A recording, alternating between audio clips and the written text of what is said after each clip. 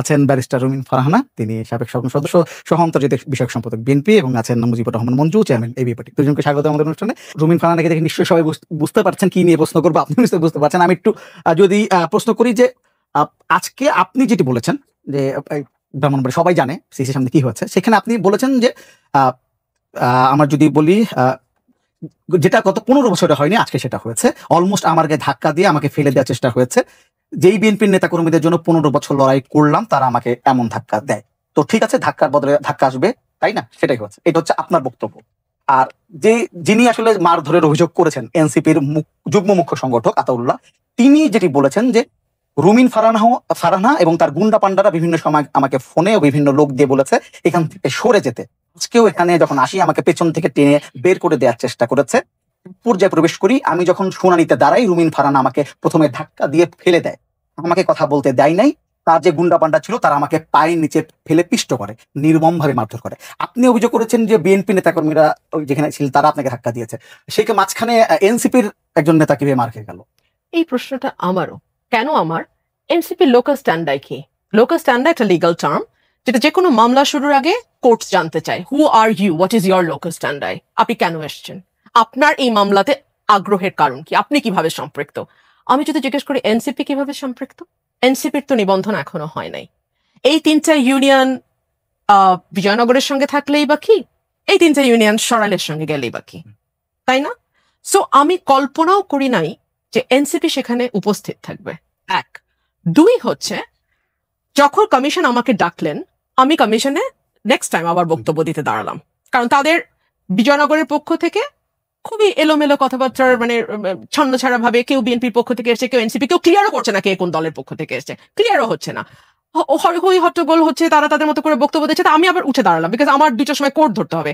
আমি উঠে দাঁড়ালাম যে আমি বক্তব্য দিই, কমিশন আমাকে পারমিশন দিল। আমি যখন গিয়ে পোডিয়ামে দাঁড়ালাম বক্তব্য দিতে, then he push me, a guy with beard, মানে একটা দাড়িওয়ালা ছেলে আমাকে পুশ করলো। পুশ করে কোর্টে যখন ধাক্কা দিল, তখন আমি ঘুরলাম পেছনে। প্রথম আলোর ভিডিওটাতে আপনারা এটা পাবেন। আমি ভেবেছিলাম বিষয়টি বিজয়নগরের পক্ষে যারা এসছে, যে বিজয়নগরের সাথে 3টা ইউনিয়ন থাকুক তাদেরকেও, সো আমি বলেছি বিএনপির নেতা কর্মীদের কেউ কেউ এটা করলেও করতে পারে। Then I realized after the entire incident that it has been done by a party which is not yet registered. এই আনরেজিস্টার্ড পার্টি কি করে গিয়ে পরিচয় গোপন করে, তারা কিন্তু পরিচয় দিচ্ছে না এনসিপি, কিন্তু তারা বক্তব্য দিতে চাইছে। ঠিক আছে, বক্তব্য দাও, কোনো অসুবিধা নেই, এলাকাবাসী হিসেবে বক্তব্য দিতে পারো, কিন্তু আমাকে ধাক্কা দিয়ে কেন? আমি তাদের চেহারা চিনি না, কিন্তু তারা তো সবাই আমার চেহারা চেনে।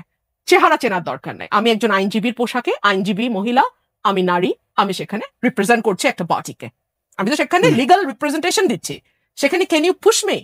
সো অবভিয়াসলি পলিটিক্যাল ইয়েতে আমি তো মনে করি এখানে যারা বিজয়নগরে ছিলেন তারাও বিরক্ত হয়েছেন, যে কারণ দিন শেষে তো আমি বিএনপির নেত্রী, সো তাদেরও এটা খুব ভালো লাগবে না যে এভাবে আমাকে ধাক্কা দেয়া।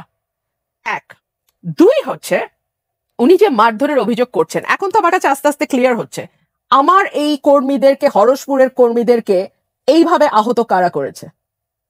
আজকে যে আমার গায়ে হাত তুলতে পারে যেই দল, সেই দলের পক্ষে তো এই ধরনের ঘটনা ঘটানো সম্ভব, তাই না?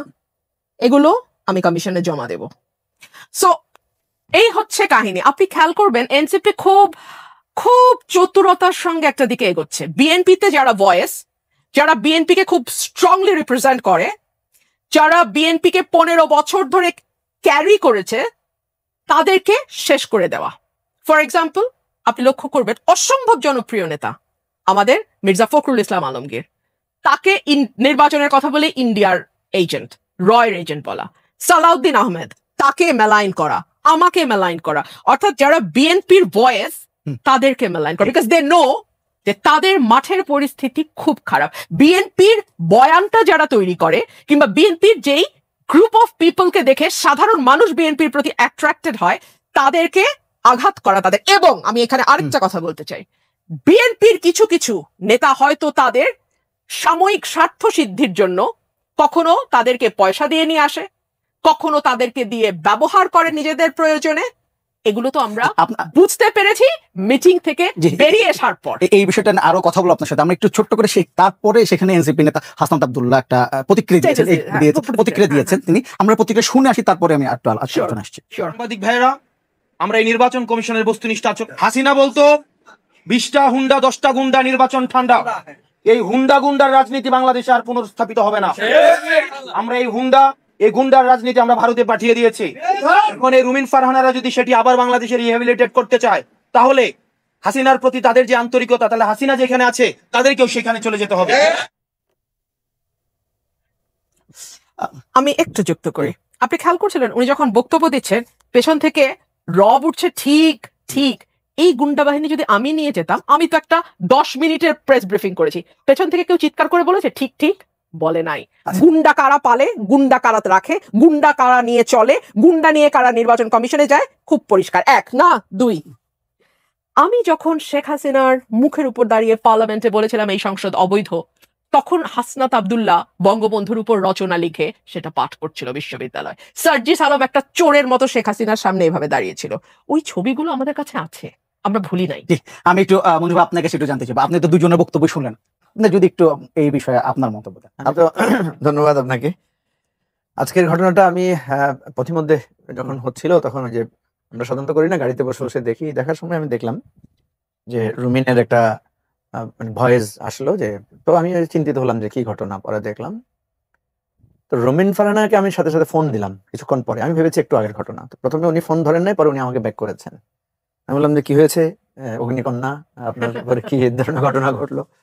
তো রুমিন ফারহানা আমাকে যেটা বললো সেটা হচ্ছে যে বিএনপিরই কিছু লোক সেখানে এক ধরনের সিন ক্রিয়েট করেছে, এবং তিনি এটা প্রত্যাশা করেন নাই যে ওখানে গিয়ে সিইসির সামনে এই ধরনের একটা অনাকাঙ্ক্ষিত ঘটনা ঘটবে। এখানে তো একটা ডিউলি একটা আর্গুমেন্টের ব্যাপার, এখানে তো অন্য কোনো, এখানে তো মারধর করে তো কোনো কিছু অর্জন করা যাবে না।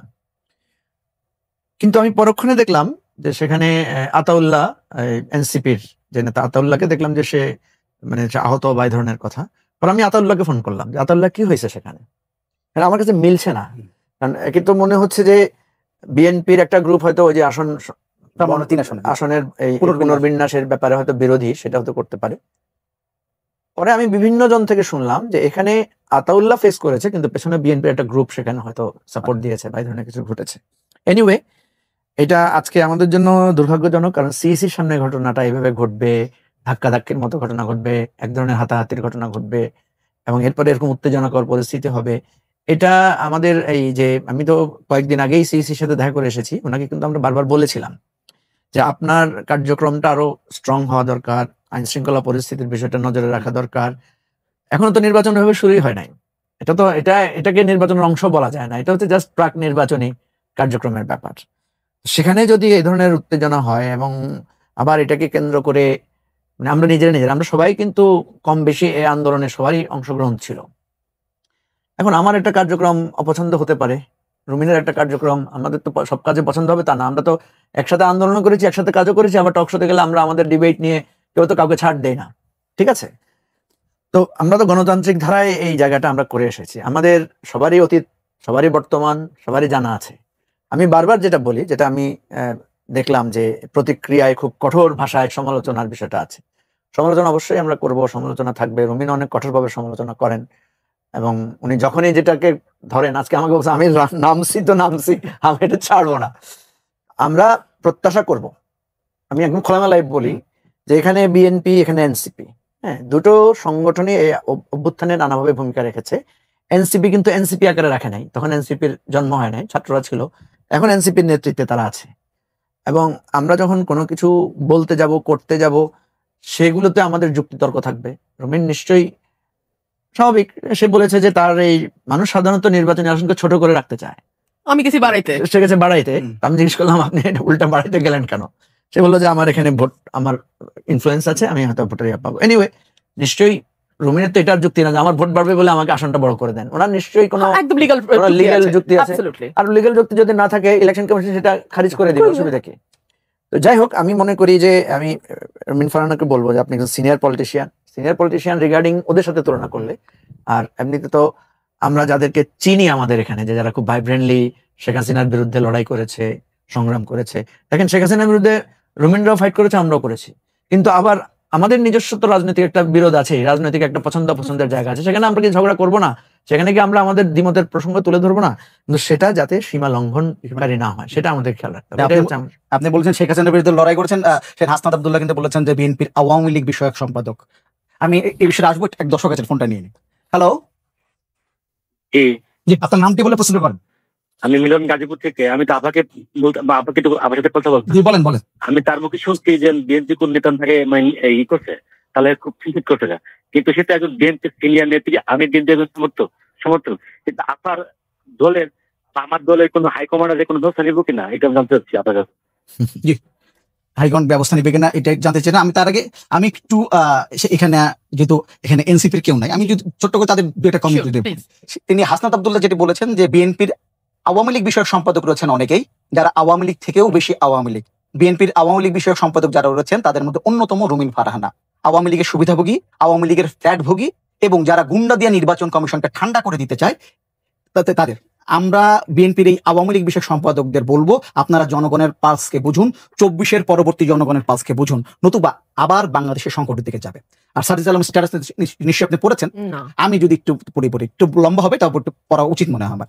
তিনি বলেছেন, একদিকে জনাব রুমিন ফারহানার পোষ্যকর্মীরা এনসিপির কেন্দ্রীয় নেতাকে শারীরিকভাবে আঘাত করছে, আর অন্যদিকে জনাব রুমিন ফারহানা গাল ফুলিয়ে বিএনপির কেন্দ্রীয় নেতা ও আইনজীবী ভাব নিয়ে অন্যদিকে মুখ ফিরিয়ে দেখেও না দেখার ভান করছে। টকশোতে বড় বড় সুশীলতা দেখানো যায়, লেকচার দেয়া যায়, কাজ দিয়ে প্রকাশ পায় কে সুযোগ পেলে আবার আগের পথে হাঁটবে আর কে সংশোধন হবে। ইসি অফিসে আপিল শুনানিতে যোগ দিতে এসে এনসিপির সিনিয়র যুগ্ম মুখ্য সংগঠক আতাউল্লাহ বিএনপির নেতা রুমিন ফারহানার কর্মীদের হাতে মারধরের শিকার হন। তার অপরাধ শুধু সীমানা পুনর্নির্ধারণের বিরোধিতা করে আপিল করা। বিএনপি কি আওয়ামী লীগের চরিত্র ফিরতে চায়? জোর যার মুল্লুক তার বানাতে চায়? এই সুযোগ করে দেয়া হবে না। ইসির ভেতরে একজন শীর্ষ নেতার নিরাপত্তা যদি নিশ্চিত করা না যায়, তাহলে এই অথর্ব ইসি কিভাবে সারা দেশের অন্যান্য দলের নেতা কর্মীদের নিরাপত্তা নিশ্চিত করবে? সুষ্ঠু আপনি কি বুঝতে পারছেন এদের লাইনটা কি, মূল সুরটা কি? নির্বাচনের পরিবেশ নাই, নির্বাচন করা যাবে না।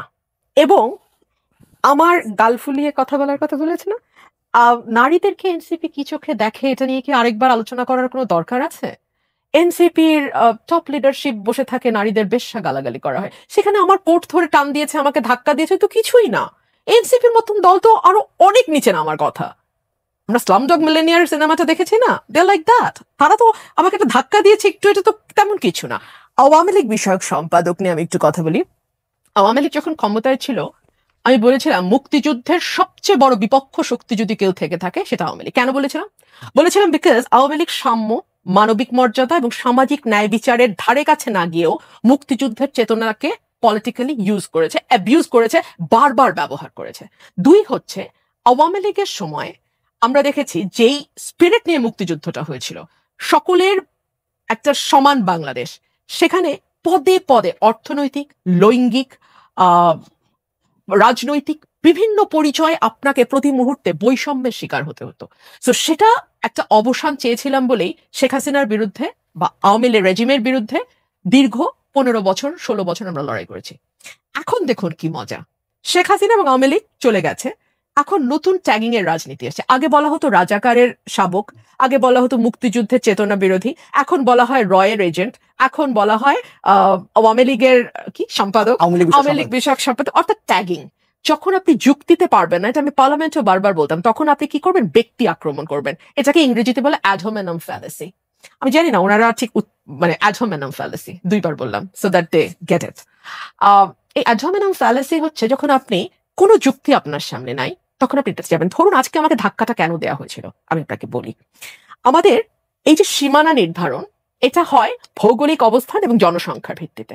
জনসংখ্যা সদর আসনে 6 লক্ষ সামথিং, আর আমাদের অনলি 4 লাখ সামথিং। সো এখানে অলরেডি আমাদের ওদের মানে 3 ভাগের 1 ভাগ আমাদের হচ্ছে ভোটার সংখ্যা। আর যদি ওই 3টে ইউনিয়ন আমার সাথে চলে আসে, তারপরও আমাদের ভোটার সংখ্যা একটা 1 লাখ বা 1.5 লাখের পার্থক্য থেকে যায়। এক ভৌগোলিক ব্যাপারটা হচ্ছে, এই 3টে ইউনিয়নকে সদরে যেতে হলে, বিজয়নগরে যেতে হলে আমাদের সরাইল দিয়ে যেতে হয়। সো সরাইল পার না হয় তারা বিজয়নগরে যেতে পারে না, সরাইলে আসতে তাদের 15 মিনিট সময় লাগে, বিজয়নগরে যেতে 1 ঘন্টা সময় লাগে। এই যুক্তিগুলো যখন আমি তুলে ধরেছি, they were like crazy the entire room. সেজন্য আমি বলছি এটা শুধু এনসিপি না, এনসিপির সঙ্গে ব্রাহ্মণবাড়িয়া 3 আসনের বিএনপির যিনি ক্যান্ডিডেট তারও এখানে মদত ছিল, ডেফিনেটলি ছিল। এবং সেই মদদের ধাক্কা 5 লাখ টাকাও কেউ কেউ বলছে, কেউ কেউ 10 লাখ টাকা বলছে। মদত কি ফর্মে গেছে আমি জানি না, তবে মদত ছিল। না হলে একজন মহিলাকে ধাক্কা দেওয়ার সাহস টাকার শক্তি না হলে হওয়ার কথা না। রুমিন ফারহানা, আপনি তো সিনিয়র নেতৃত্ব, আপনি সেখানে কি এই অপ্রীতিকর অবস্থাটা ঠেকাতে পারতেন কিনা? আমি আপনাকে খুব চমৎকার প্রশ্ন করেছেন। আমি খুব অল্প মানুষ নিয়ে গেছি, কারণ আমি ভেবেছি, কারণ আমি I dressed up as a lawyer and I presented my case as a lawyer. আমি আইনজীবী হিসেবে গেছি এবং আদার সাইডেরও কিন্তু আইনজীবী ছিল, তাদেরও দুজন আইনজীবী বক্তব্য রেখেছে। এটা কি ওখানে শেষ হয়ে যেত না? তাদেরও আইনজীবী বক্তব্য রেখেছে। তারপরে কেন এই বক্তব্য লিঙ্গার হতে থাকলো যে একটা পর্যায়ে আমাকে আবারও সময় চাইতে হলো এবং তারপরে আমাকে ধাক্কা খাইতে হলো? আমি একটু আপনার কাছে জানতে চাইবো, রুমিন ফারহানা তার বক্তব্যে বলেছিলেন নির্বাচনের পরিবেশ, তিনি বলেছিলেন নির্বাচনের আগে সীমানা নিয়ে যদি এরকম আচরণ নিজ দলের মধ্যে হয় তাহলে নির্বাচন কি হবে এমন সংশয় প্রকাশ করেছিলেন উনি তার বক্তব্যে। সেখানে আমি যেখানে এনসিপি নেতাদের যে বক্তব্য শুনলাম তারা বলেছেন যে বিকেলে নির্বাচন, হাসনাত আব্দুল্লাহ বলেছেন যে তিনি অভিযোগ করেন আগামী নির্বাচন বিএনপি কিভাবে ভোট কেন্দ্র দখল করবে একটি টেস্ট ম্যাচ হয়ে গেল শুনানিতে, তিনি এটি বলেছেন। আমি এনসিপি বা হাসনাত আব্দুল্লাহর বক্তব্যটাকে দেখি যে তারা, ধরেন আমরাও কিন্তু সিরিয়াসলি ক্রিটিক করি ইলেকশন কমিশনকে, আমরা বিএনপি কে ক্রিটিক করি ডিউ টু আমাদের কাছে মনে হচ্ছে যে বিএনপি এজ এ তার অ্যাক্টর আকারে সে একটা বড় দল, প্রভাবশালী দল আকার হাজির আছে। আমি সংখ্যাগুলোকে যখন সামনে আনবো, এর মানে এটা না যেটা রুমিন ফারহানা বারবার বলছেন যে ইলেকশন হবে না, ইলেকশনকে, বিষয়টা হয়তো সেরকম না। বিষয়টা হচ্ছে যে আমি আমার সংখ্যাটা বোধ করছি এই জন্য যাতে প্রশাসন বা গভর্নমেন্ট যাতে একটা প্রিকশন নিতে পারে। আমি তো আশঙ্কা বোধ করছি, এবং আশঙ্কার মধ্যে কিন্তু অমূলক না। আপনি দেখেন, আমি ইলেকশন কমিশনকে বলেছি যে ইলেকশনের প্রথম ধাক্কাটা হবে আপনি যখন শিডিউল ঘোষণা করবেন, ডেফিনেটলি তখন পার্টিগুলো নমিনেশন পেপার বিক্রি করবে। বিএনপির কথা আপনার খেয়াল থাকার কথা, 2018 সালে বিএনপি একটা মানে খুব বিপদগ্রস্ত অবস্থা ছিল, তারপরেও বিএনপির নমিনেশন বিক্রি হয়েছে হাইয়েস্ট, আওয়ামী লীগের চাইতে বেশি বিক্রি হয়েছিল। এবারে কি হবে? সাধারণভাবে আমরা ধরে নিতে পারি এবার বিএনপির জন্য অনেক অনুকূল পরিবেশ, তাহলে এবার গতবার 5,000 বা 6,000 বিক্রি হয়েছে, এবার 8-10 হাজার বিক্রি হতে পারে, নাম্বার ওয়ান।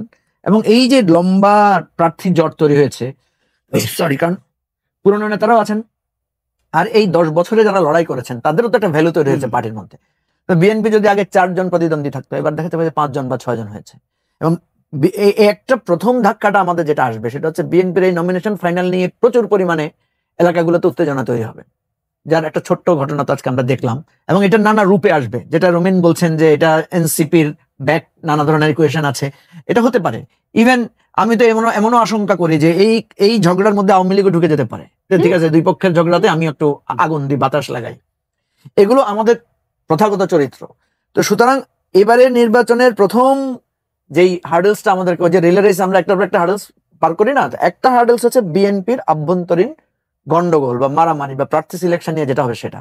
এবং সেটা নিয়ে কিন্তু মানুষ বুঝবে যে, যেমন ধরেন আমি যদি আজকে প্রশ্ন করি, আজকে এখানে যে ঘটনা ঘটেছে সেখানে কি আইনের ব্যত্যয় ঘটেছে? আইন শৃঙ্খলা রক্ষার তো নাইলে আপনারা আজকে সেকেন্ড লিড করলেন কেন? নিশ্চয়ই এটা কি নিয়ে কোনো মামলা হয়েছে? পুলিশ কি কাউকে গ্রেফতার করেছে? রুমিন নিজে কমপ্লেন করছে তাকে ধাক্কা দিয়েছে, আতাউল্লাহ কমপ্লেন করছে তাকে ধাক্কা দেওয়া হয়েছে, আতাউল্লাহ আমাকে বলেছে যে তাকে বেদমভাবে মারা হয়েছে, সে আহত হয়েছে। যেই করুক, প্রতিক্রিয়া করুক আর যেভাবে করুক, এখানে তো এক ধরনের মানে কাজ সামনে বাংলাদেশের প্রধান নির্বাচন কমিশনের সামনে, সেখানে আরো প্রশাসনিক কর্মকর্তা তাদের সামনে ঘটেছে। এখন আপনি যদি 2 দিন পরে দেখা যায় যে এখানে কোনো মামলাও হয় নাই, কারোর বিরুদ্ধে কোনো ব্যবস্থাও নেওয়া হয় নাই, এবং এটা আরো বেশি উত্তেজনার দিকে যাচ্ছে, অলরেডি উত্তেজনার দিকে তো যাচ্ছে, পাল্টাপাল্টি বক্তব্য, ভার কত বেশি আপনি বুঝতে পারছেন। তাহলে এই যে ইলেকশনে আমরা কিভাবে বুঝবো যে ইলেকশনের দিন যদি কেউ আমার বাক্স নিয়ে যায়, কেউ যদি এসে, ধরেন রুমিন ফারহানা তো প্রার্থী, ইলেকশন করবে, আমরা নিজেরাও তো প্রার্থী, আমি যদি আমার কেন্দ্রে আমাকে কেউ ধাক্কা দেয়, আমার 2টা কর্মী তো এসে আর আমাকে প্রোটেক্ট করার চেষ্টা করবে, পাল্টা ধাক্কি হবে। তখন যদি প্রশাসন কোনো ব্যবস্থা না নেয় তাহলে নির্বাচন তো প্রশ্নবিদ্ধ হবে। আমি বারবার বলি, নির্বাচন হয়তো একটা হবে, কিন্তু সেই নির্বাচন যদি সুষ্ঠু না হয়, সেই নির্বাচন যদি গ্রহণযোগ্য না হয়, সেই নির্বাচন যদি মানুষের কাছে প্রশ্নবিদ্ধ হয়, তাহলে তো আমাদের কোনো লাভ নাই। তাহলে তো আমরা আরেকটা জটিল সংকটের মধ্যে পড়বো। ডে 1 থেকে দেখা যাবে এই নির্বাচনকে আমরা প্রশ্নবিদ্ধ করবো, মামলা হবে, একজন আরেকজনকে মানবো না, পার্লামেন্টকে অবৈধ বলবো, পার্লামেন্টকে নানাভাবে আমরা ব্লেমিং করবো। সো আজকের ঘটনাটাকে একটা কেস স্টাডি হিসেবে নিয়ে আমার দাবি থাকবে ইলেকশন কমিশনকে নেক্সট টাইমে আপনার যতগুলো শুনানি হবে সেখানে আপনি এটা নিয়ন্ত্রণ করবেন। বাইরের লোক ঢুকবে কেন? এতগুলো লোক আসলো কেন? এখানে তো শুধু মানে ডায়ালগ এবং ডিসকাশন। ইলেকশন কমিশনকে ব্যর্থতা দেখছেন এখানে? অবশ্যই, কারণ ইলেকশন কমিশনে আমরা তো গিয়েছি, আমরা দেখছি আমাদেরকে 5 জনের বেশি ঢুকতে দেয় নাই। আমার সাথে তো আমার অনেক কর্মী বাহিনী গিয়েছিল, তা তো ঢুকতে পারে নাই। তাহলে আজকে ওখানে শুনানির মধ্যে এতগুলো লোক ঢুকলো কেন? আচ্ছা ব্যারিস্টার আপনি বলেন, এতগুলো লোক ঢুকলো কেন? আমি খুব অবাক হয়েছি, আমি জানি না, আমি তো গেছি 2-3 জন নিয়ে, আমি তো জানি না তাহলে এখানে এতগুলো লোক ঢুকলো কোথা থেকে কেন? আসলে কার উপর ঝাপালো। তো এই জিনিসগুলো তো ইলেকশন কমিশনকে দেখতে হবে। আচ্ছা, আমি একটা বিষয় আপনাদের একটু দৃষ্টি আকর্ষণ করি। আমারকে যে ধাক্কা দেওয়া এনসিপির মতন একটা দল, যাকে আমি ইসলাম ডগ বলছিলাম একটু আগে, কেন বলছিলাম? এনসিপির যুগ্ম সদস্য সচিব হুমায়রা নূর উনি একজন মহিলা এবং উনি এনসিপির যুগ্ম সদস্য সচিব। উনি লিখেছেন ওনাকে কে ধাক্কা দিবে, উনিও না, নিজেই পুরুষ মানুষ হাতানোর চান্স ছাড়েন না। This is there level. So এই বস্তির সঙ্গে আমাদের পলিটিক্স করতে হচ্ছে এবং পলিটিক্স এখন বস্তির হাতে গেছে। আলোচনা করলাম, আপনার যদি শেষ কোনো বক্তব্য থেকে আমরা অন্য কোনো বিষয় নিয়ে আলোচনা করতে। আমরা যারা গণ অভ্যুত্থানের আগের 15টা বছর, আমি, মঞ্জু ভাই, জুনায়েদ সাকি, বিএনপির অসংখ্য নেতাকর্মী, আমরা যারা লড়াইটা করেছিলাম, আমরা একটা বেটার বাংলাদেশের জন্য লড়াইটা করেছিলাম। আমরা একটা বৈষম্যহীন, একটা সুস্থ বাংলাদেশের জন্য লড়াইটা করেছিলাম। একদল বস্তির মতন মবের হাতে বাংলাদেশ যাবে, এটা আমরা স্বপ্নেও ভাবি নাই। এই জায়গাটা আমাদের খুব দুঃখের জায়গা। ধরুন, যেই এনসিপির যুগ্ম সদস্য সচিব এত নোংরা কুৎসিত কথা আরেক দলের নেত্রী সম্পর্কে বলতে পারেন, লিখতে পারেন, ফেসবুকে স্ট্যাটাস দিতে পারেন, সেই রকম একটা দল বাংলাদেশের রাজনীতি করছে। আমি জানি তারা নিজেরাও জানে যে তাদের কোনো ভোটার বেস বলতে কিছু নাই, এই কারণে নির্বাচনটা যত পিছনে ফেলা যায়, যত ডিলে করা যায় সেইটার চেষ্টা। নাহলে আজকে আমি একটা ভিডিও লাস্ট শেয়ার করেছি, প্রথম আলোর একটা ভিডিও, যেখানে আপনি দেখবেন যে কিভাবে আতাউল্লাহ, আমি নামও জানতাম না, আতাউল্লাহ উড়ে এসে আমাকে টেনে নামাতে গেছে। সেই ভিডিওটা প্রথম আলোর ওখানে গেছে। তারপরে নির্বাচন কমিশনের লোকজন এবং পুলিশ এসে তাকে ধরে নিয়ে যায়। এইরকম একটা বস্তির হাতে বাংলাদেশ এত 1 বছর ধরে জিম্মি, 1 বছর ইজ আ লং টাইম। দুঃখজনক। একজন দর্শক ফোন করে বলেছিলেন যে বিএনপির যারা হাইকমান্ড আছে তারা এটা নিয়ে কোনো আপনার সাথে কথা বলেছে কিনা? না, বিএনপির হাইকমান্ডের সাথে আমার কথা বলার সময় হয়নি, সুযোগও হয়নি, এবং আমার লড়াইটা তো আমি করবো। প্রত্যেকের যার যার লড়াই তাকে করে যেতে হবে। I am fighting my own battle. এখানে দল আমার পাশে দাঁড়ালে আমি খুশি হব। আচ্ছা, আমি একটু অন্য বিষয় নিয়ে যেতে চাই। আপনার কাছে দিয়ে শুরু করি। আজকে আরেকটি বড় ঘটনা হচ্ছে পাকিস্তানের উপপ্রধানমন্ত্রী এবং পররাষ্ট্রমন্ত্রী তার যে বাংলাদেশ সফর, তিনি আজকে অনেকগুলো খালেদা জিয়ার সঙ্গে দেখা করেছেন, তিনি পররাষ্ট্র উপদেষ্টার সঙ্গে মিটিং করেছেন। যেটি হচ্ছে যে পাকিস্তানের পররাষ্ট্রমন্ত্রী দাবি করছেন যে 71-এর ইস্যুর মীমাংসা হয়ে গেছে, আর বাংলাদেশ উপদেষ্টা যিনি আছেন, পররাষ্ট্র উপদেষ্টা, তিনি বলছেন যে না, তিনি বলছেন যে আমরা চাই যে 71-এর জন্য, গণহত্যার জন্য তারা ক্ষমা চাক, তারা এটা দাবি আছে। এবং তারা বলছেন যে আসলে এই 45-54 বছরের সমস্যা একদিনে হবে না, ধীরে ধীরে হয়তো সমস্যার সমাধান হবে। আমার কাছে একটা ব্যাপার আছে, এর আগে যখন দেখতাম আমরা আওয়ামী লীগ বলছি বাংলাদেশ পুরোটাই যেন ভারতের কেন্দ্রিক আমরা করতাম। এখন আবার যখন পট পরিবর্তন হলো, এখন আমরা দেখছি যে মোটামুটি যা কিছু হচ্ছে অনেকটা পাকিস্তান যেন সামনে চলে আসছে সবকিছু মিলে। এই বিষয়টা আসলে কি হয়? না, আমি ওই লাস্ট কথাটা যেটা রুমিন ফারহানা যেটা বললেন সেটাকে একটু টাচ করে পরের আপনার প্রসঙ্গটা যাব। প্রথম কথা হচ্ছে, দেখেন, একটা অভ্যুত্থানে যারা নেতৃত্ব দিয়েছে ছাত্ররা, আমি সবসময় এটা বিএনপি নেতৃবৃন্দকে এটা বোঝানোর চেষ্টা করি যে আপনারা এই তরুণদেরকে আপনারাই তো সাহায্য করেছেন। আপনারা কিন্তু এদেরকে প্রশ্ন করেন নাই যে তোমরা কোত্থেকে আসছো, তোমাদের রুট কি, তোমরা হঠাৎ করে এসে এত বড় আন্দোলন কিভাবে করলা। আপনারা বরং তাদেরকে সহমর্মিতা দিয়েছেন, সহযোগিতা দিয়েছেন, তাদেরকে ইভেন রাজপথে নেমে সর্বাত্মকভাবে সবাই, বিএনপি, জামাত, হেফাজত, আমরা সবাই মিলে করেছি। এখন আপনি যদি এখন তাকে প্রশ্নবিদ্ধ করেন, তার আচরণ নিয়ে প্রশ্ন তোলেন, আমি সবসময় বলি যে ওদের আচরণটা আপনার কাছে অস্বাভাবিক বলেই তো, ওদের আচরণ কিছুটা অস্বাভাবিক আমাদের কাছে মনে হতে পারে, কারণ একটা জেনারেশন গ্যাপ আছে। অস্বাভাবিক বলেই তো তারা শেখ হাসিনাকে চ্যালেঞ্জ করতে পেরেছে। এবং একটা থিওরি আছে আমাদের পলিটিক্যাল হিস্ট্রিতে, সেটা হচ্ছে কোনো ফ্যাসিবাদকে তার জমানার লোকেরা হারাইতে পারে না। নিউ জেনারেশন মার্চ করতে হয়। নিউ জেনারেশন যখন মার্চ করে তখন কি হয়? কারণ ফ্যাসিবাদের লড়াই হচ্ছে আমাদের সাথে, সে আমাদের ক্যারেক্টার জানে। আমাদেরকে জেলে ঢুকাই দিলে, আমাদেরকে এসে মিছিলে একটা গুলি করলে, কারণ আমরা তো আর থানা ভাঙতে যাবো না। বিএনপি কে ধরেন বহুবার মারা হয়েছে, আমি বহুবার বলছি যে বিএনপি এটা প্রোটেক্ট করে না কেন? কারণ বিএনপি তো এই রাজনীতি করে নাই, বা জামাত তো এই রাজনীতি করে নাই। সবাই চিন্তা করেছে আমরা প্রতিবাদ করব, প্রতিরোধ করব, প্রতিবাদই তো করতে দেয় না আপনাকে। এবারে কি হয়েছে দেখেন, এবারে পাল্টা হামলা হয়েছে, পাল্টা চ্যালেঞ্জ হয়েছে। ছাত্রলীগ হামলা করতে এসেছে, ওরা ছাত্রলীগ বের করে দিচ্ছে ঢাকা ইউনিভার্সিটি থেকে। তো এখন এই জায়গাটায় আমাদেরকে ধৈর্যটা ধরতে হবে। আদারওয়াইজ আমাদের এই গ্যাপটা যেটা হবে, যে আমাদের এখন এই যে ধরেন রুমিন এক ভাষায় কথা বলছে, ওরা এক ভাষায় কথা বলছে, আমরা যদি জেনারেলি দেখি এটাই তো হবে। হুমায়রা যেটা বলেছে এটা তো খুবই দুঃখজনক, এটা তো হুমায়রার কাছ থেকে নিশ্চয়ই প্রত্যাশিত না। আমি আশা করবো যে সে এটা উদ্র করবেন, সে একজন লয়ার, কিন্তু আফটার অল সে তো, আমরা তো চাই যে নারীরা এই আন্দোলনে বেশি করে আসুক। আপনি এই নারীদের এই আন্দোলনে অংশগ্রহণের খুবই হেজার্ড আছে। এরা ব্যক্তিগতভাবে যে পরিমাণ হেনস্থার শিকার হয়েছে, আমি রুমিনের অনেক কথা, আমি 15 বছর কি হয়েছে রুমিনের অনেক কথার সাথে আমার দ্বিমত আছে। আমি রুমিনের সাথে অনেক বিষয়ে দ্বিমত পোষণ করি। আমরা অনেক সময় ফোন করাও বন্ধ করেছি, একজন আরেকজনের সাথে কথা বলাও বন্ধ ছিল আমাদের দীর্ঘদিনের। কিন্তু তাই বলে আমি এটা বোঝানোর চেষ্টা করি। আজকের রুমিন ফারহানার আমি অবশ্যই সমালোচনা করব। রুমিন যেভাবে কাউন্টার করে, আমি অনেক ক্ষেত্রে বলি যে রুমিন ফারহানা আপনি এটা করেন না। ওরা তো আপনার একদিন তো ওরা আপনার কাজে এসেছে, 2 দিন তো আপনার কাজে এসেছে, আপনি এত আক্রমণাত্মক হবেন না। আবার ওদেরকেও বলি যে যাদেরকে তোমরা সহযোগিতা নিয়েছো, ভালোবাসা দিয়েছো, যাদের জন্য কাজ করেছো, আজকে তোমরা যে দেশটা বদলাইছো, প্রথম বেনিফিটটা তো বিএনপি পেয়েছে। বেনিফিট কেন বলছি, উল্টা ভাবে, যে আমি তো অধিকার হারিয়ে ফেলেছি এসে। প্রথম বেনিফিটটা হচ্ছে বেগম জিয়া মুক্তি পেয়েছে, তাই না? একদম আমরা তো জেলখানায় থেকে এসে শুনতেছি বেগম জিয়া কি হয়ে গেছেন, আমরা মুক্তি পাওয়ার আগে বেগম জিয়া মুক্তি পেয়ে গেছেন। সো আমি এই জায়গাটাই বলার চেষ্টা করি সবাইকে, যে আমি হয়তো একটা ভুল করছি, কিন্তু আমার 10টা শুদ্ধ কাজ তো আছে। আমি হয়তো 5টা ভুল করছি, কিন্তু আমার 20টা শুদ্ধ কাজ তো আছে।